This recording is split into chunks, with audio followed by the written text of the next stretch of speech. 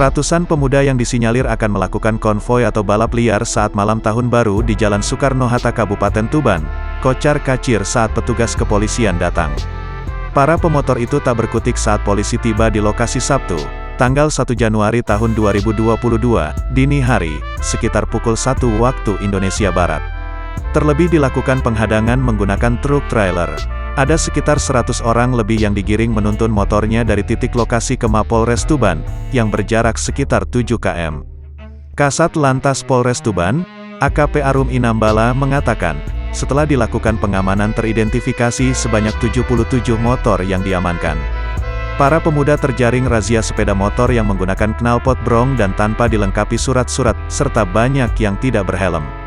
Kita lakukan pengamanan motor, ada 77 motor yang kita tindak saat tahun baru, ujarnya dikonfirmasi, Sabtu, tanggal 1 Januari tahun 2022.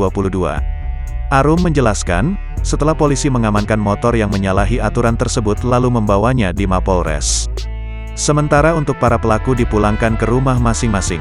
Polisi berencana memanggil orang tua para pemotor, guna diberi pembinaan agar lebih meningkatkan pengawasan terhadap anak-anaknya. Motor kita amankan, selanjutnya akan kita lakukan pemanggilan terhadap orang tuanya masing-masing, pungkasnya.